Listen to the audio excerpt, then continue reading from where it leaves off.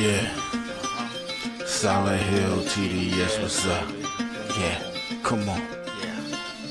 I.O.W. Sports Network, late night edition. Let's go. Come on. We about to raise the bar.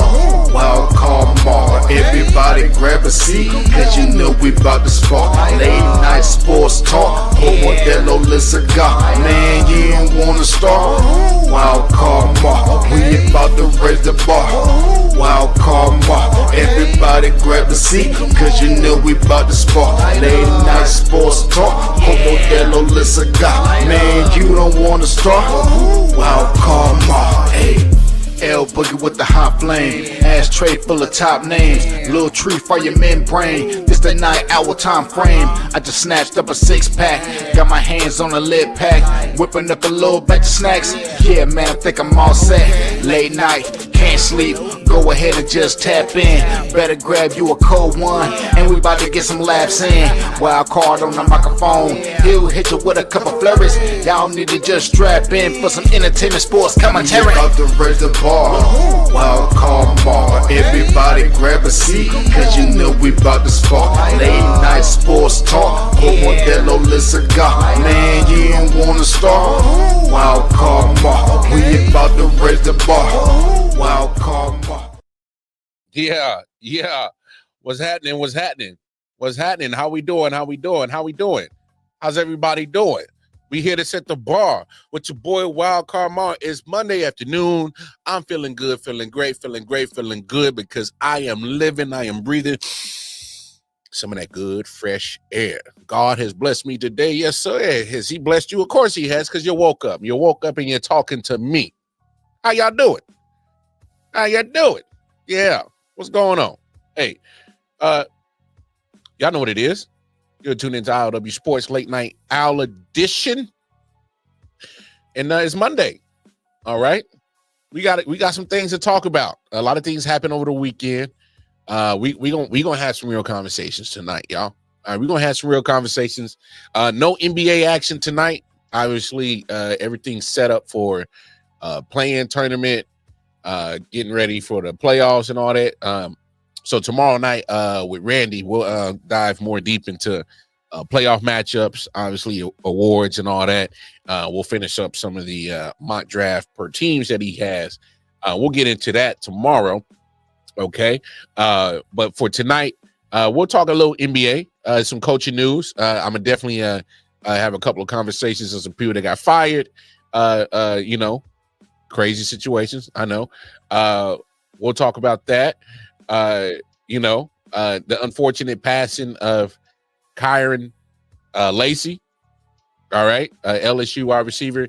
Some conversations needs to be had when it comes to mental health. Mental health in sports. I think it's a very important conversation. Mental health in general, all right, is something important. Is a conversation that I think needs to get a conversation and needs to get broaden the scope of it. I believe we should dissect that thing and look at it more like a psychology type of point of view when it comes to sports and mental health. I think we should start looking at it the psych way and learning just people behavior and all that. But we'll tackle that in just a second with that, because that's a very tough conversation to have, but I believe it's a conversation that is necessary to have. But I want to start right here. I want to start at this topic because hey man, it's y'all saw what happened with old boy Nico Ayamaleva. I probably butchered his name wrong. I apologize. I am not good with pronunciations. I need to work on that. You feel me? I need to work on that. I do. But look, y'all. Let's have a conversation. All right. Don't mind me changing the colors. All right. I thought I fixed this before I got into the show, but Name, image, and likeness. All right. Touched about it on this show many times, I.O.W. Sports Show. All right. It's here. It's been here for a minute. It's not going nowhere. So let's break down this whole Nico Tennessee situation from jump. All right. I'm also looking at some reports today that I saw. They said it wasn't just Nico. It was more like players from Tennessee were trying to leverage, hey, man, our NIL deals are covering 12, maybe even 13 games for conference championship, but they're not covering if we make it to the college football playoff. Look, I don't know the case. I wasn't there. But so here's my biggest thing.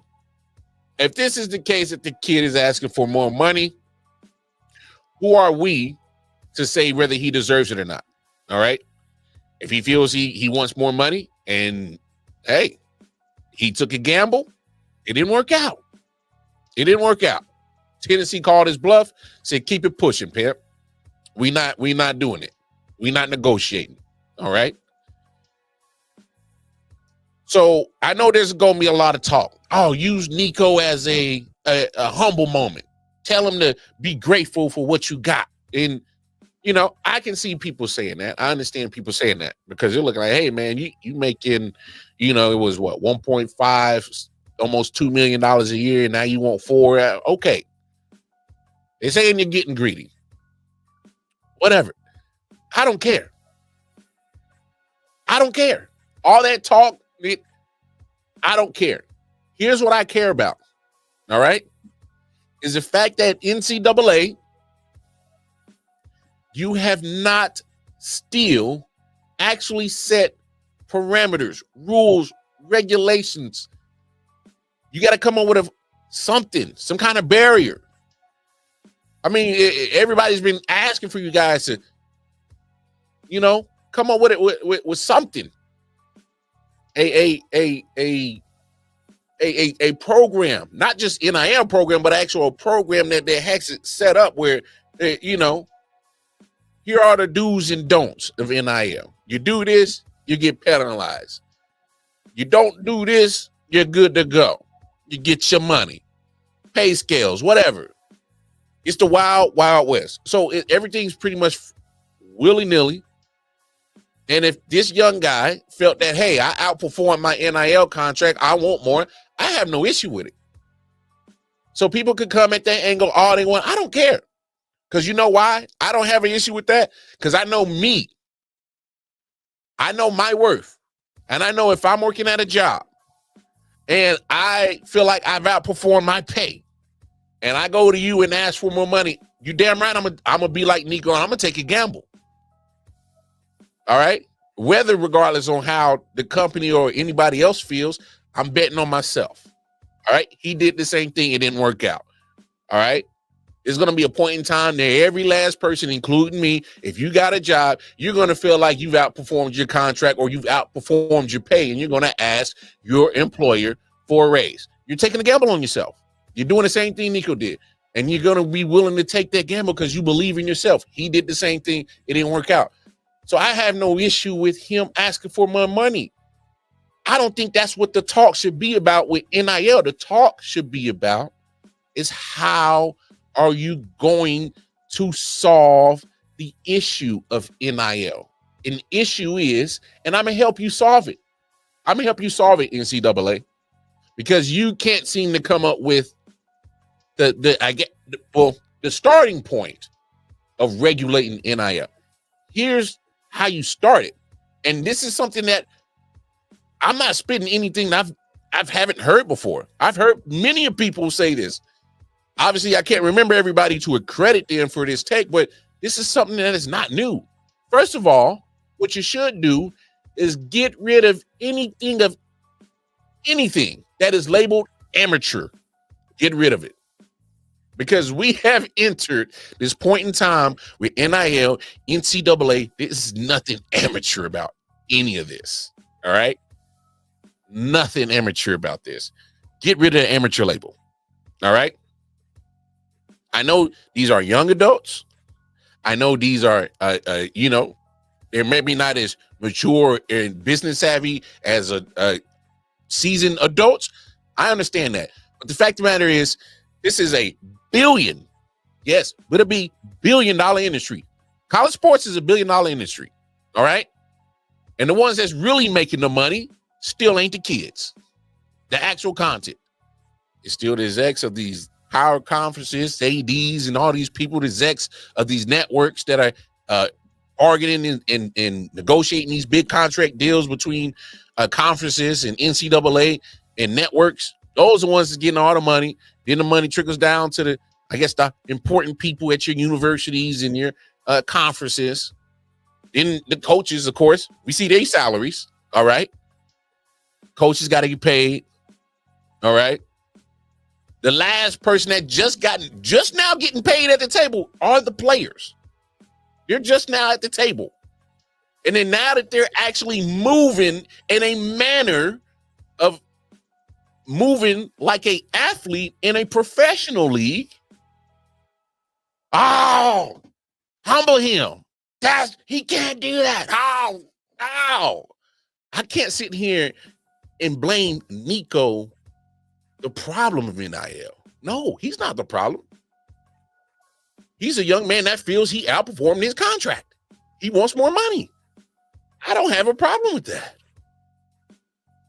But he's going to be made narratively to look like the guy that needs to get humbled. He's the greedy guy. He's doing wrong. Are we really forgetting the actual how NCAA was built? Off the backs of these young kids? They're the last people to get paid. They're just now getting paid. They're just now getting paid. Coaches got paid. Universities got paid. Execs got paid. Networks got paid for years. Years. Now the kids getting paid. Now they moving like a professional, like you would in the NFL. Now it's all, no, don't do that. I can't do that. Humble that guy. What? Do we see how hypocritical and contradictory that is? Really think about that. Are we being for real? I can't sit here and call Nico the actual kind of person that is wrong here. I can't do it. But one thing I will say is that you can't sit here and continue to have amateur labeled on your content when there is nothing that you move amateurish in the NCAA or when it's regarding the NIL. Get rid of the tag. I'm trying to tell you right now, start running the NCAA like professional leagues. When it comes to football time, run the NCAA football season like it is an NFL season. Run the basketball like it's an NBA season. Run the baseball like it. What I'm saying is allow the trades, allow the signs, get rid of the amateur label. Let these kids negotiate their money. Y'all let the coaches do it. I didn't see coaches leave football teams in the middle of a season to go to a better opportunity. I see coaches do it every year. I'm going to skip the bowl game because I got a new job lined up at Tennessee Tech and they paying me $5 million more dollars. I don't give a damn about that game. Coaches do it all the time. People in higher up positions move for money all the time. Why are we just want to regular get? Nah, kids, nah. Here, take these little crumbs that you're just now starting to get and be happy with it. That's what you're trying to tell these kids? Oh, be happy with it. No. Run all college sports like a professional sports league because that's what you're doing. It's all about money now.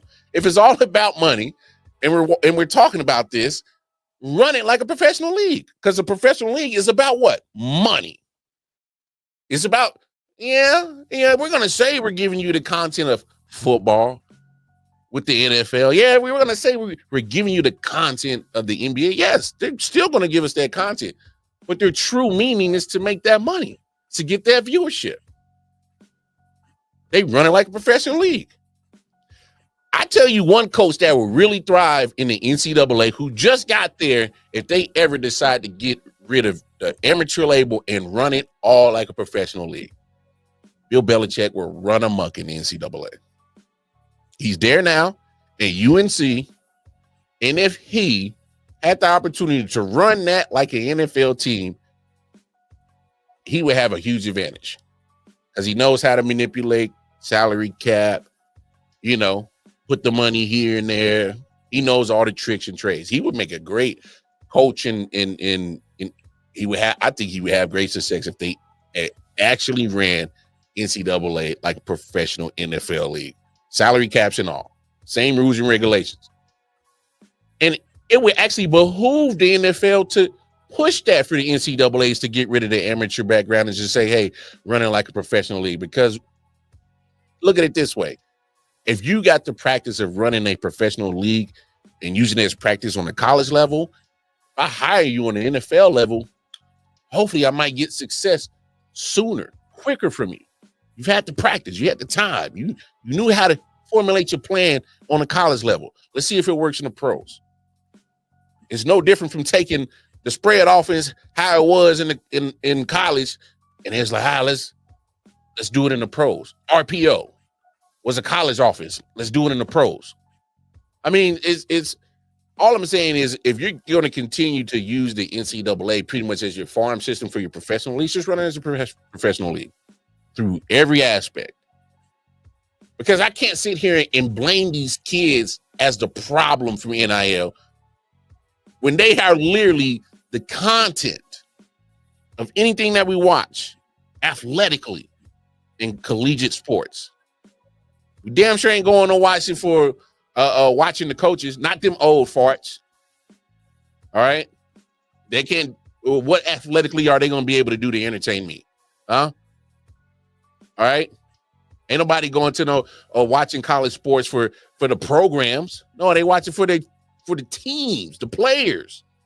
They may play for that program, but it's the kids. They are the content.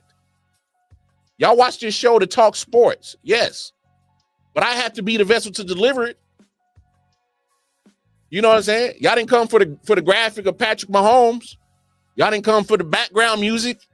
You didn't come here to look at my fancy ass mic that I spent $100 on. No, you came here for the content. There has to be somebody that has to deliver that. The kids are their content. They have to deliver that. Why can't they move freely for money? Why can't they set themselves up for situations financially for themselves or their future? Why can't they? But hey, y'all know me. I got to play devil's advocate. Before that, let's holler at my man Vic. What's up, Vic? See, they need some kind of collective bargaining agreement with these schools that everyone can use as a parameter, just like the pros.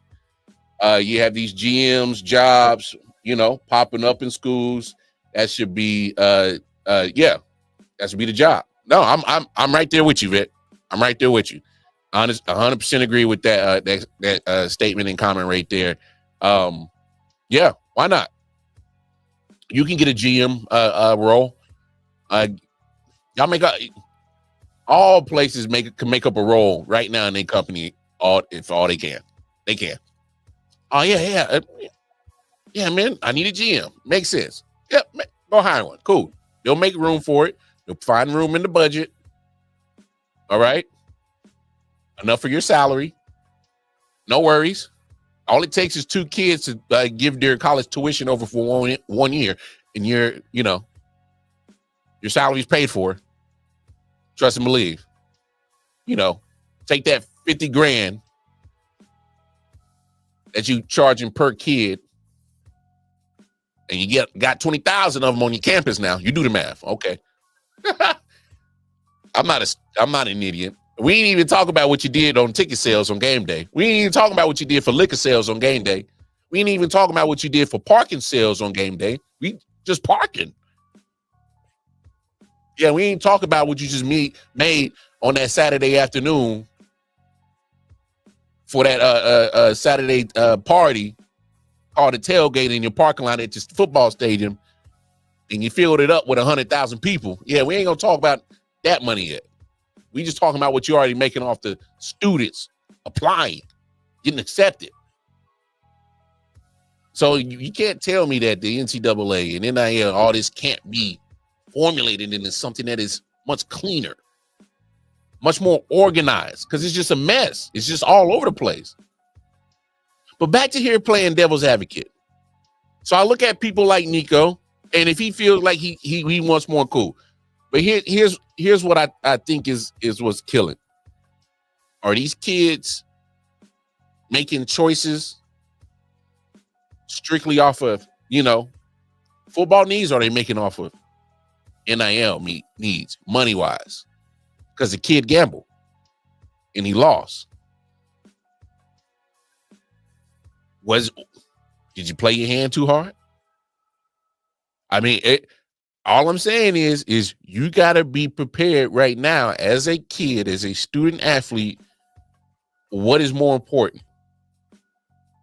The opportunity to play the game or the opportunity to get that money?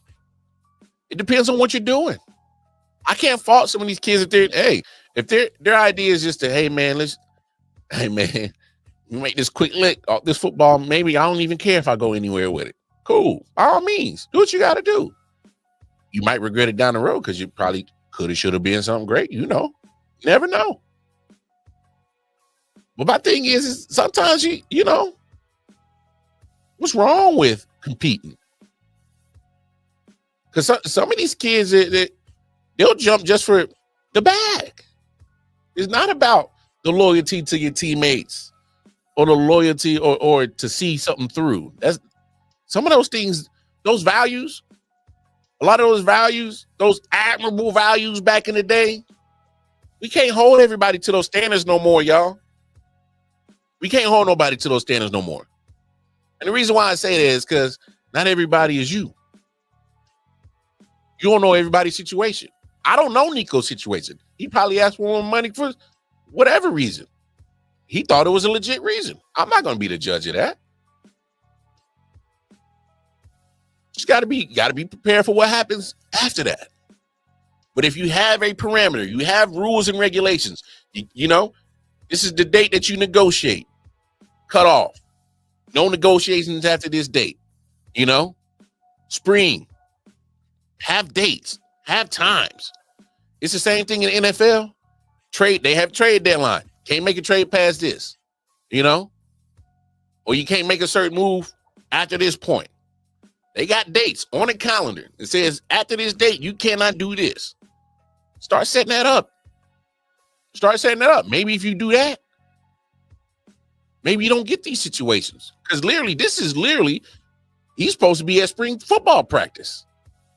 And this man is a no-show because he's talking about money. Now he's without a football team to play quarterback for.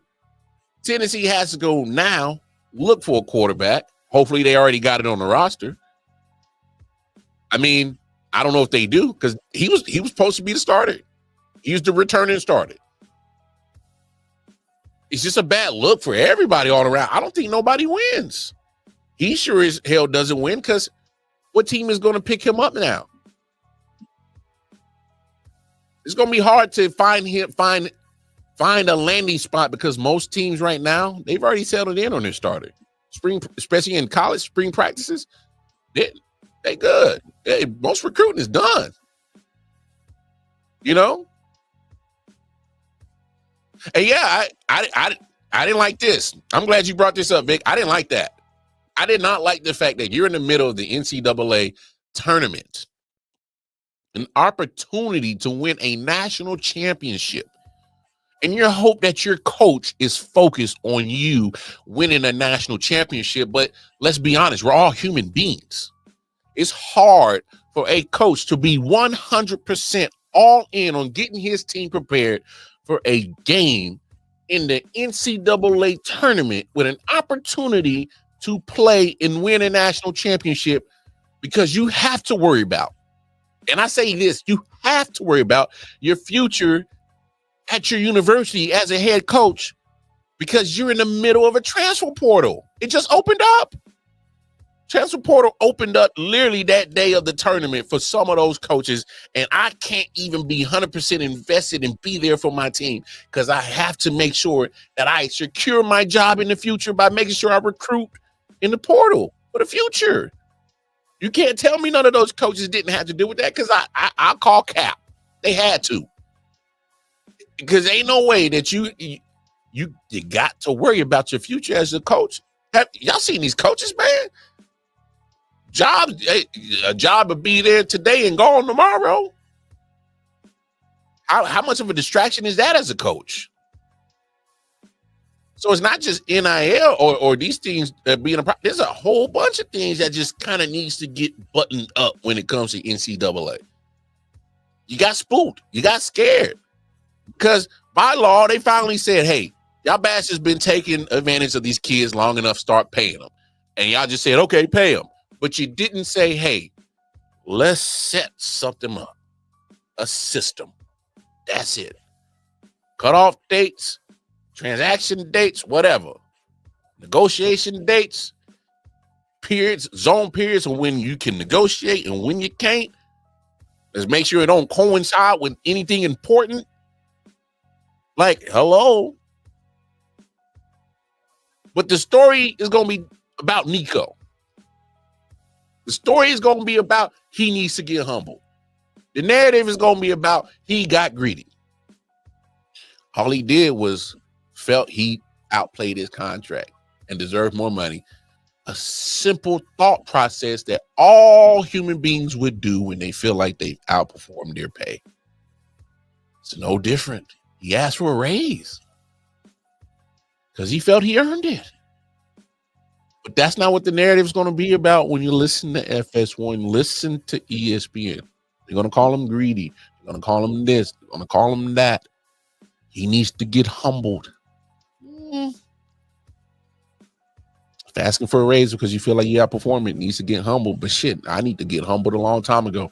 Because I've been outperforming my damn pay raise at a lot of jobs. I'm not going. I can't make Nico the villain. I can't. Bad decisions. That's a different conversation. But that's his prerogative. I'm not gonna call him the negative or the bad spot or the bad example of what you shouldn't do in NIL. No, the person that really needs to be tighten shit up is NCAA. I don't know how you just implement NIL with no rules and regulations, just nothing. To say here, yep. We just and the court said we took advantage of y'all long enough, so here, take your money, man. All right, that made no sense. Yeah. They definitely should have picked another time that made logical sense when to open and close the portal, especially when it comes to tournament time. If I'm the coaches, matter of fact, if you are the coach, you should be the loudest about situations like that. How the hell are y'all putting us through this? Why are y'all putting a transfer portal window open in the tournament? I'm trying to worry about the tournament. I want to win a national championship. But now you're forcing me to worry about my future at my job because I got to still worry about that with the transport. NCAA is a mess. But that's why I have my platform, because I'm not going to sit here and name Nico I.O.W. I fucked up his name. I know, my bad. I ain't going to call him the reason or make that guy the scapegoat. Make him the problem child of NIL. He's the bad example. Don't do what Nico did. Nah, bump that. Y'all had the opportunity. First of all, NCAA, it was your fault for going years of taking advantage of the kids anyway without giving their fair share anyway. Y'all chose to do that. We ain't gonna say nothing until we have to. Well, they told you to, and you did nothing. You knew that day was gonna come. You knew the day was gonna come that day. You was gonna have to start paying the kids. You should have been prepared for it long time ago. That's like I live in the Midwest. All right.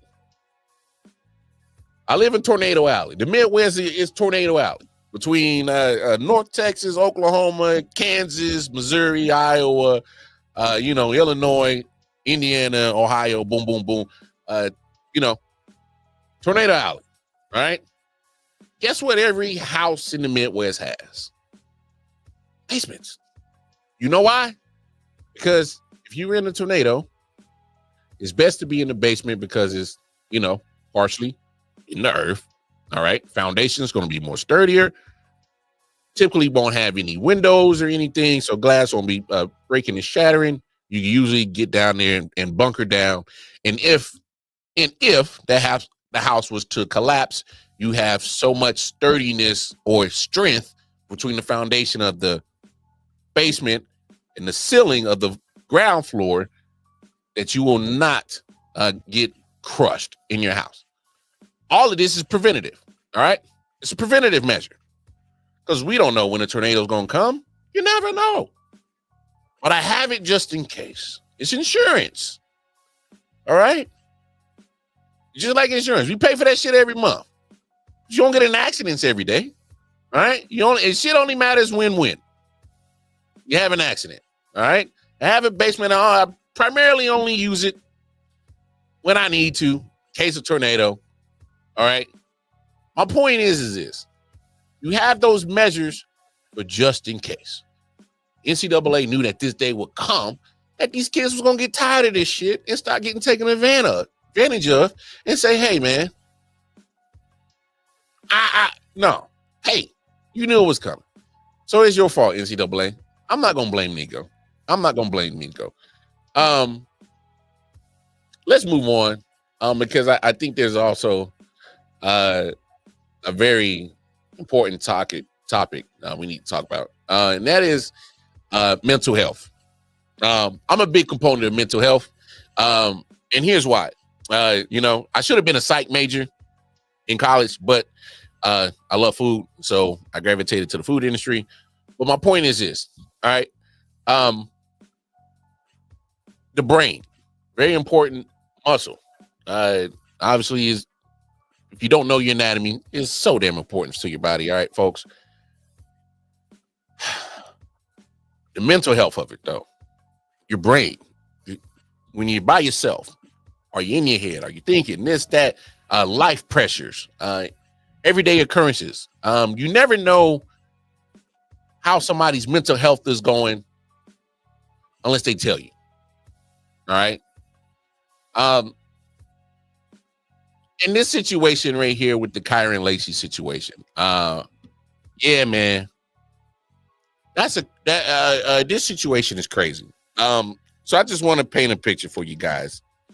They says late Saturday night, early Sunday, Curran was in Louisiana, got in a chase with the cops, crashed. They went over to his vehicle and was pronounced dead on the scene. They're ruling it suicide. All right. And look, suicide is nothing to play with. I don't think it's a joke. But it's this note that, or this passage that his lawyer had dropped on social media that kind of made me ponder. I'm gonna read it to you guys real quick. It says, Kyron was a young man with immense promise, and he was crushed under the weight of an irresponsible and prejudiced process.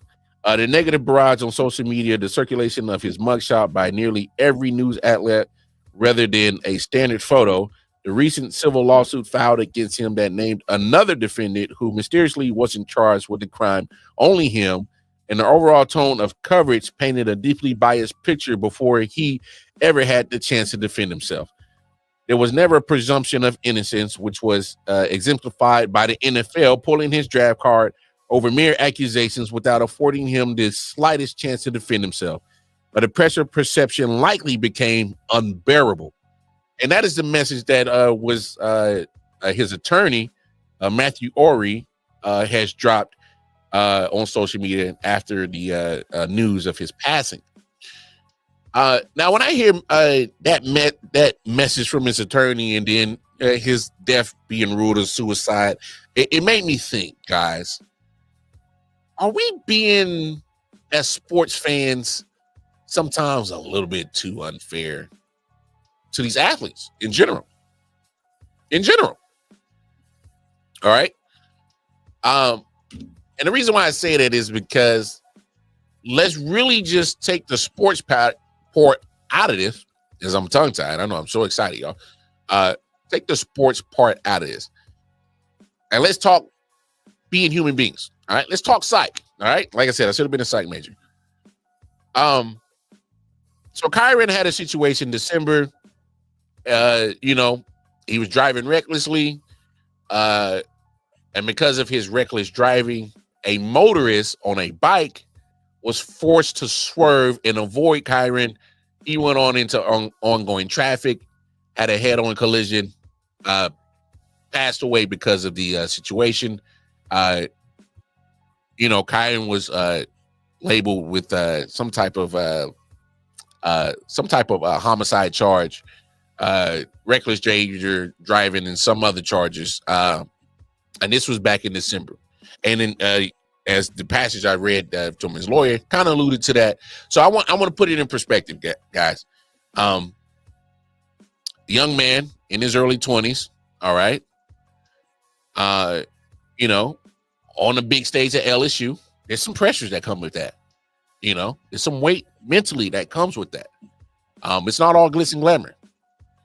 So we talking about a kid that with the pressures that they had to deal with being on a D1, athletic team is a lot of pressure and can deal with, can be a strain on the mental health. That's one aspect. Say what you want. Being a young black man in America can weigh in on your mental health. I have prime example of that. Now, I got 37 years of mental health that I can share with you on the dangers or the toll mentally it can go on being a black man in America.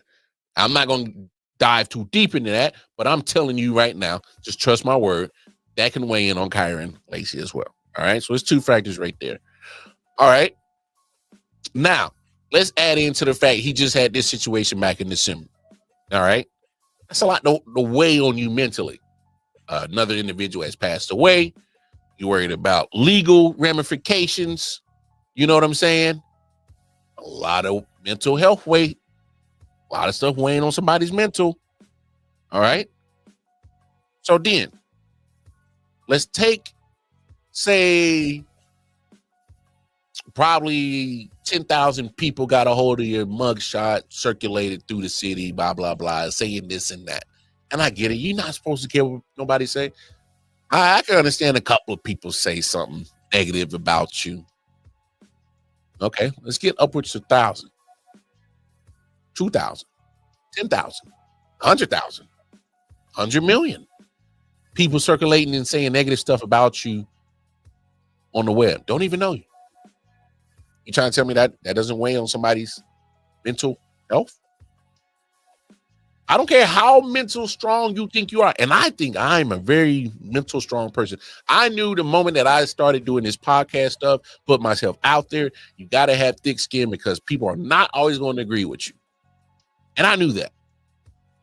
And I knew that I had to be mentally strong to not always want to clap back, not always got to be the person to say something, to the person saying negative to you on social media. You don't always have to clap back. You don't always have to respond. I had to teach myself that. But please believe how strong I am mentally doesn't mean that it doesn't affect me. I still, every now and then, have the urge to clap back at somebody that didn't like my take, didn't like my podcast, didn't like my episode. I still fight that urge every day, but I hit them with the thanks for watching, like, share, and subscribe. The fact of the matter is that there's so many factors us as human beings we have to deal with on an everyday basis. You as an individual probably have a job. If you got kids, you got a spouse, every last one of those factors weigh on your mental health because it's not about you no more. There's something else that you have to worry about. What I'm saying is at the end of the day, we are all individuals, all human beings. We all have certain factors that weigh on our mental health. I just think we need to have that conversation as sports fans and understand that those are still human beings that we are watching on this TV. Do we always have to comment? Do we always have to heckle? Do we always have to say something? Do we always have to do? What I'm saying is if it's just 1, 2 of us, I'm pretty sure they ain't tripping. But we not the only fans. Imagine working at your job. You know, you do tech. We get the luxury of not being in the forefront of getting ridiculed by thousands of fans on a daily basis. This man probably had to endure so much shit on a daily basis ever since that incident in December. You don't think that helped to the situation? He's seeing his future pretty much go down the drain. And I don't necessarily think that's always the case. We've always seen NFL players, especially if teams really want you, they'll look past certain shit like this. It might even help you get out the shit. But the fact of the matter is that there's a potential that what he thought was the rest of his life and his career can possibly not be the same. There's so many question marks with this legal situation that he's dealing with. We don't know this. We don't know what was going on in this situation. We don't know what was going on in Kyrie's mind when that situation went down. We don't. All I'm saying is us as sports fans, can we be better and still be fans, still cheer, still boo in a respective way? I don't know how that works, but we'll figure it out. But what I'm saying is how do we stop? How do we, just because we're fans, how we turn that human button off and say, yeah, damn what that mother going through. Boo! Brick, you suck, say all kind of stuff. Get on the damn Twitter, type away. You're criminal, you're thug. Don't say it don't happen. All y'all got profiles. All y'all got Facebook, Instagram, Twitter. Go read the comments. Don't act like this shit can't weigh on nobody's mental health. Imagine you are the receiving end of thousands of hateful comments day in and day out without even an opportunity to tell your side of the story and see if that shit don't weigh in on your mental. We got to start thinking about human beings and lives and start thinking in a humanistic way. We can't keep looking at these people as just your number and reason to just to entertain me. These are human beings, bro. This is crazy. We have no idea what these people are dealing with. Pressures they got to deal with. You wouldn't like it if this shit was reversed. You wouldn't like it. Just saying. Just saying. As fans, we get the benefit of the doubt of not being under that spotlight and that pressure and not under that scrutiny on a 24-hour basis. We get that luxury. They don't. Some of these guys really just love playing football, basketball, baseball, hockey, whatever. But once you hit that level, that professional level, it's not just about that sport that you love. It's about the business side too. And they don't give a fuck about their mental health in the business side. They don't. They don't. All right. Man. Let's keep the show moving. Let's tap into a quick little NBA hot topics. All right. Because there's some crazy stuff been going on. I don't know what's going on with the NBA, but I'm starting to really think that if you won a championship, get your championship and don't coach again. I don't know, because it don't bring you job security no more. It's like coaches' resumes don't matter anymore. Coaches' general manager histories don't matter anymore. One of the craziest things, David Griffin, general manager of New Orleans Pelicans, he got the axe today. And I'm gonna play a clip for y'all because I'm gonna give a shout out. I'm gonna play a couple of clips. Matter of fact, my man DA, all right, you can get on his Twitter. All right, my man Damian Adams, great content. We chop it up every now and then, so often on Twitter. But he had a couple of videos that we're gonna play, and we're gonna listen to what DA say, and I think he brings up some valid points. All right, I think he brings up some valid points. Let's holler at my man Damian Adams. Holler at him real quick. What's good, sports fans? So the New Orleans Pelicans have fired David Griffin as vice president of basketball operations. And from a results standpoint, I get it. 6 years, only 2 playoff appearances, never made it past the first round. But then when you start pulling back the layers, there's so much that wasn't his fault, right? He gets there, Anthony Davis wants out. He has to get rid of Anthony Davis just for the chemistry of the team and the morale of the organization. Trades Anthony Davis in a situation where everybody knows he wants out and is still able to get a great return. Brandon Ingram, Josh Hart, Lonzo Ball, draft picks, great return for Anthony Davis. You draft Zion #1 overall in 2019. It's the right pick. I understand that he stays hurt, but from a talent standpoint and a results win on the court standpoint, he's the best player from that draft. So he made the right decision. And now his whole just job is to build around Zion. But it's very hard to build a roster around an idea. That's what Zion has been for most of his career, an idea of what it's supposed to look like.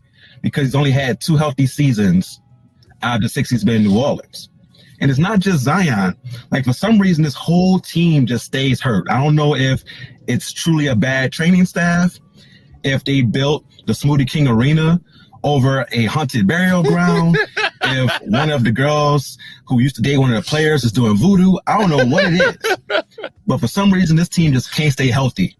Look at this year. Zion only plays 30 games. That stands out. DeJounte Murray, who you make a big trade for, tears his Achilles. Herb Jones, one of the best defenders in the league, is hurt for most of the year. CJ McCollum missed major time. Trey Murphy missed major time. Like, this isn't on him. Again, I get it from a results standpoint, but when you peel back the layers, you're like, what could this man do? Yeah. There's a couple of moves that he could have done differently that you look back on, like the trade for DeJounte Murray, when you trade away Dyson Daniels, who's now going to be first team all defense. That looks bad, but Dyson Daniels in New Orleans, Pelicans fans will let you know, had a love-hate relationship there because of his lack of offense at times. Defense, he's been great since the start. Offensively is where he struggled and sometimes was a liability on the floor. And now in Atlanta, he's improved a lot on that end while also being a great defender. And you're going to see him be a very good player for years to come. DeJounte Murray, I see the vision. Tall point guard with size, who can defend at his best, can get you some triple doubles at times because he's that versatile, but gets hurt. Zion stays hurt. Like, it's just not on him. I don't know what you expect a GM or a vice president to do in this situation. Yeah. Hey, my man DA brings up some good points. Again, Damian Adams. Make sure you go to Twitter, type in at the real deal WDA. Yeah, my man, I thought he hit it spot on. I thought he brings up so many great points when they're firing David Griffin. I just think right here, David Griffin was in a situation where literally his job was pretty much married to the success of Zion Williamson. And what I'm saying is if Zion Williamson had more than just 2 healthy seasons out of the 6, if you say he had 4 or 5 and you got the production, you got it from Zion, I think David Griffin's still there right now. David Griffin's job was tied to the success of Zion Williamson. And it goes to my man DA's point. His job was tied to an idea of what Zion Williamson was, and just an idea. We seen the ideas. We seen the flashes in the pan. We seen the great athletic moves. We seen just him doing just astonishing things with his body. You're like, man, why is this big dude doing things like this? Like, this is crazy. He's putting up great numbers. Wow. My goodness. This is a problem. And my man DA said, it's an idea. It's because we only get flashes. As soon as that idea of the greatness of Zion pops up and it starts getting momentum, he's hurt. The idea of Zion Williamson taking over the league, being the number 1 overall pick, being the face of the league, is hurt. How can you build a team like that? And like DA said, it wasn't just Zion getting hurt. Multiple people. Brandon Ingram, they had to ship him off. You got great return for AD. None of it maturated. None of it matured. Nobody stay healthy. Can't get the success. Everything you've done to build this roster since you got the job is hurt. Whether I trade, draft, sign, it got hurt. It got hurt. I mean, it's just bad. It's just bad. You can't build a team with what is supposed to be your core, or what you're supposed to building is no longer is not present, not constantly there.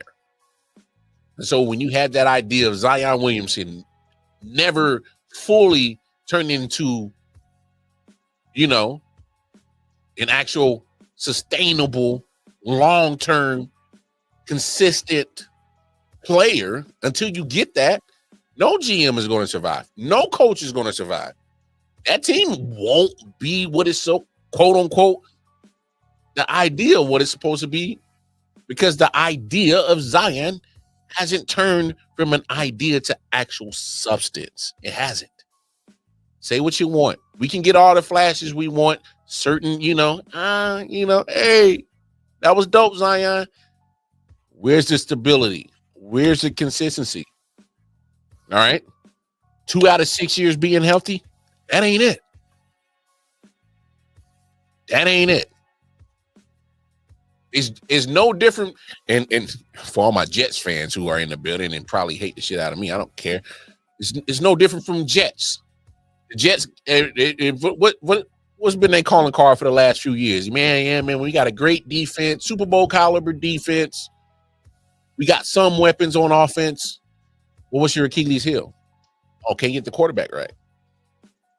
Can't get our offensive line right. If you don't fix your problems, and that's been your consistent problem. You don't address it. You don't fix it. How do you expect to get the success? It's no different from the Pelicans. I can't continue to build on the idea of Zion.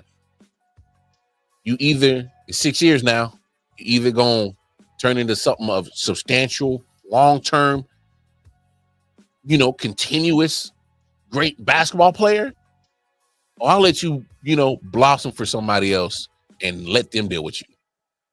At some point, New Orleans is going to have to make that decision. Wait. It makes it harder because game the extension. You ain't always got to give people the extensions, y'all. I be trying to tell. Yeah, they can't make me a GM. I'll be ruthless. Well, 1, I'll be very cheap. But 2, if I feel like you, I ain't got to sign you for nothing, and I'll deal with the consequences of, of having or not having my job after. I would just be that way. I just think general managers keep it real. Just keep it real. Because now it's 6 years. You've only got 2 years of good, healthy basketball plays. And what are we doing? Just saying. Here's another take from my man, DA, Damian Adams, that I thought was another great point. What's going on in Phoenix? All right. I just want to know what the hell is going on in Phoenix. You know what? Let's just hear what my man DA said. We'll respond after. What's good, sports fans? So it was announced that the Phoenix Suns have fired head coach Mike Budenholzer. And it makes sense when you look at this season in a vacuum, right? You have a team with Kevin Durant, who played 62 games, Devin Booker, who played 75, Bradley Beal, who played 53. When you look at having those three guys on your roster with the money that they make and the talent that they have, and not being able to get into the top 10 to qualify for the play-in, let alone the playoffs, you can see why he got fired. But when you expand and open up the picture a little bit, this is well beyond Mike Budenholzer, right? Because you're going back-to-back years with Frank Vogel and Mike Budenholzer both being one and done, when both of those coaches have won titles this decade. So it's hard for me to believe that both Frank Vogel and Michael Budenholzer got to the Phoenix Suns and got coaching amnesia. I forgot. They just forgot how to coach after being able to win championships this decade and having long careers of establishing themselves as winning head coaches, but they got to Phoenix and just forgot everything. Doesn't make sense. So that's why it has to come down to roster construction, the players not giving the effort on defensive end. And one of the things that you look at this team this year, and it really points to them just not doing what the coach has planned. Mike Budenholzer, when he was in Milwaukee, every year that team was top 10 in pace. They always played fast. 4 out of the 5 years, they were top 10 in defensive rating. The Phoenix Suns were bottom of the league in pace and bottom of the league in defensive rating. Yep. So they're playing slow and still giving up as many points as teams who play fast. So you're not even getting the benefit of playing slow, which normally means the other team doesn't score as much because they don't have as many possessions. But this team is playing slow and letting other teams get all the buckets they want, even at a slower pace. And it'll be hard for me to believe that Mike Budenholzer wasn't preaching and trying to implement defense and playing fast into this team, and the team just didn't want to do it. Yeah. That's come down to the players. Yeah. Or come down to the roster construction. Because you look at Mike Budenholzer and Frank Vogel, they both have been great defensive coaches with the right personnel. Yes. Like Mike Budenholzer in Milwaukee had Giannis, who you know plays hard. He's going to go hard all the time. Brook Lopez, great rim protector. Drew Holiday, some of those years we know is an amazing defender. Frank Vogel had some great defensive teams in Indiana and LA. And they got to Phoenix, didn't have the right personnel to have those good defenses that they are used to, and they weren't able to meet expectations with the money this roster cost. And that's not on them. That's on management. But they have to suffer because we can't fire the players. And, of course, the owner is not going to fire himself. So Mike Budenholzer is the one that has to go home. Boy, hey, this is what I'm talking about. Hey, see, this is what I love. Tap it one, my man. All right? Tap it one, my man, Damian Adams, the real deal WDA on Twitter, X, whatever. My man was spitting right there, man. That was good stuff. Because he hit it on the head. You want to know what the problem is with Phoenix? He laid it out right there. You got overpaid players who are only there to play offense, and you keep hiring defensive coaches. I wonder why shit ain't working out in Phoenix. Frank Vogel won a championship. Mike Budenholzer won a championship. Both they preach playing defense. Have anybody see that roster for Phoenix? Nobody on that roster will ever be confused for a defensive player of the year caliber type of player. Nobody would even be considered a damn candidate. Won't even be an honorable mention. You can't do that. Now you're one and done with 2 championship winning coaches back-to-back years because you don't know how to construct a roster together. All right. For all you gun owners, I got an analogy for you. You're at your house. What are you doing with an AK-47? What war are you going to? What? A handgun suffices. You're in close quarters. You don't need no big old thing. Pop, pop, pop. Just a quick little pop out. Get up off me. Get up out my house. That's all you need. You need the right tools for the right job. I'm a chef, all right? I cook. I would never, ever, ever, ever think that I can feed 200 people with a plastic knife.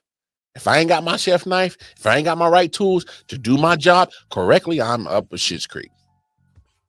Now, I am that damn good. I can make some shit work, but it ain't going to be to the quality it's supposed to. That's what Budenholzer and Frank Vogel was dealing with.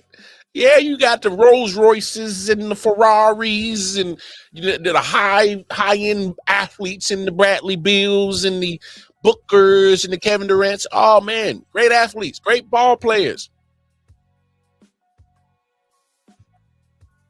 There's certain jobs of this basketball thing that combination just ain't going to get it done at. And defense was one of them, and it suffered.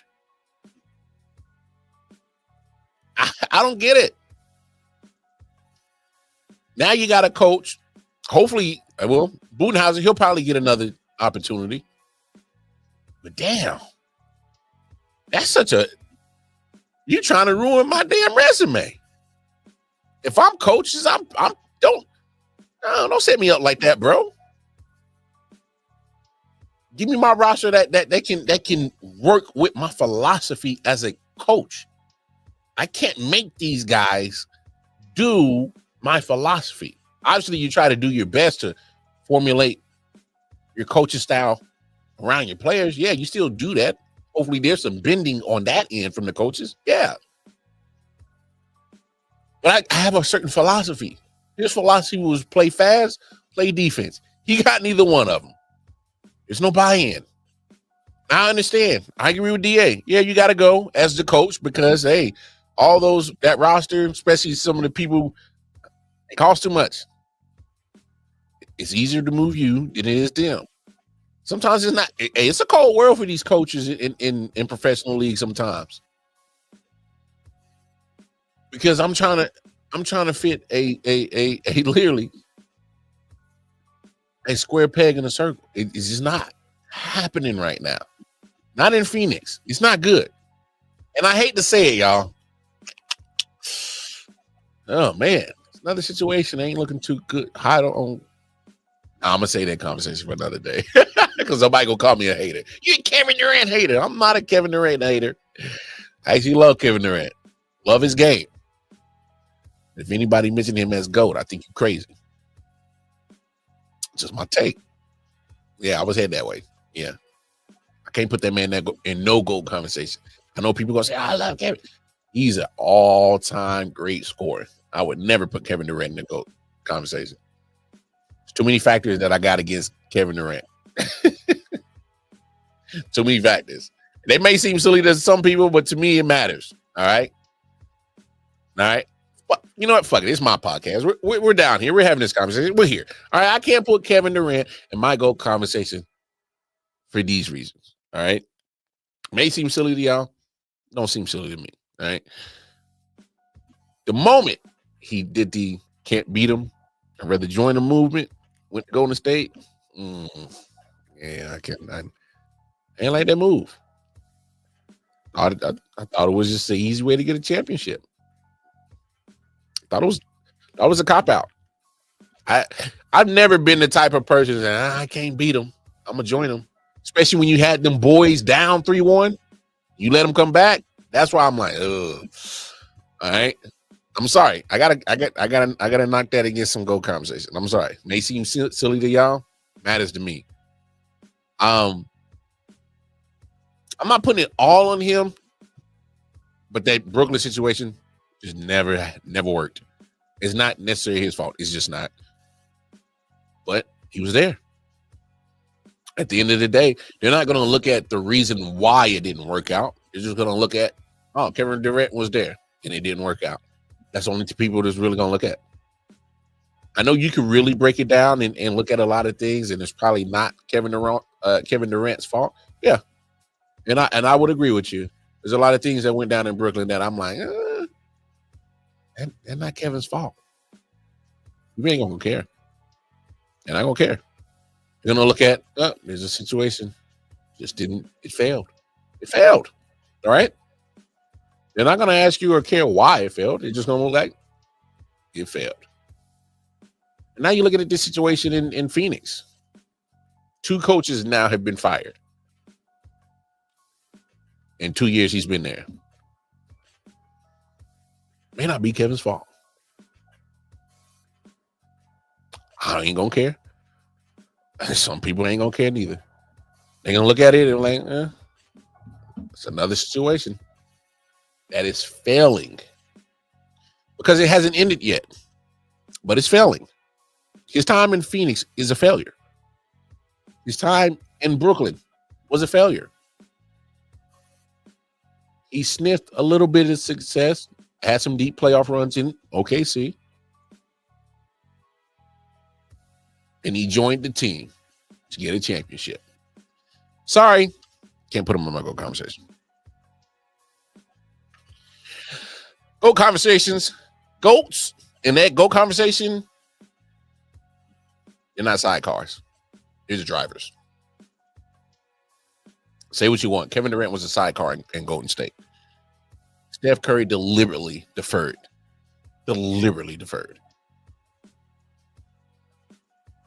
Steph was still option number 1. I don't care what nobody say.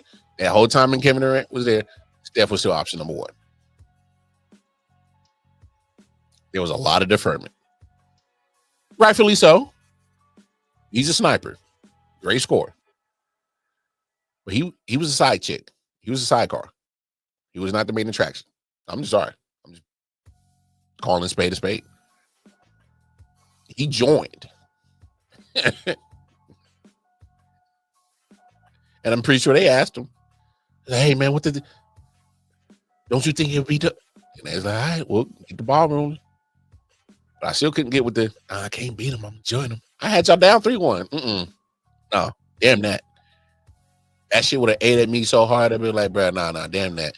We let these motherfuckers off the hook. Nah, we gonna bust they shit next year for real.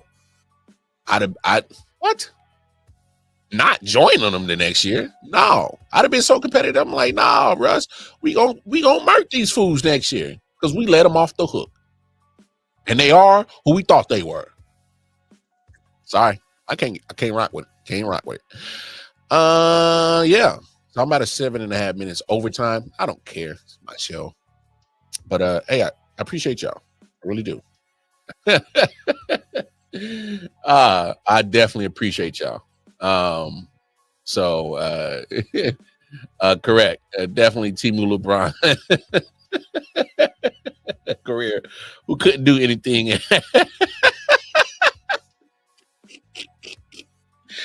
Oh, you wow. He said definitely Timu LeBron career who couldn't do anything after Golden State. Hey, you wild, Vic. Hey, much love. Hey, respect to Vic, man. Hey, Vic, man, appreciate the support though, for real. But look, I'm gonna get up out of here. Y'all make sure y'all tune in tomorrow. Y'all know what Tuesdays are. My man Randy, he'll be in the building. We're gonna talk some more basketball, of course. Hey, I'm pretty sure there'll be a playing game tomorrow, so we'll probably talk about that as well. But hey, y'all know what it is. Like, share, subscribe. All right. To everything on the bottom of your screen. All right. Right under my name. That's where my Twitter page is at. And you can find me there. All right. I gotta go because they're it's because it's in the show. And I ain't gonna lie. Bro, tired. No. I'll see y'all tomorrow. Y'all know what it is. Take care of yourselves. Take care of each other. Peace and love, y'all. Holla at y'all tomorrow. Yeah. Solid Hill TDS, what's up? Yeah, come on. Yeah. I.O.W. Sports Network, late night edition. Let's go. Come on. We about to raise the bar. Wild card mar. Everybody grab a seat, cause you know we about to spark. Late night sports talk. Modelo cigar. Man, you don't wanna start. Wild card mar. We about to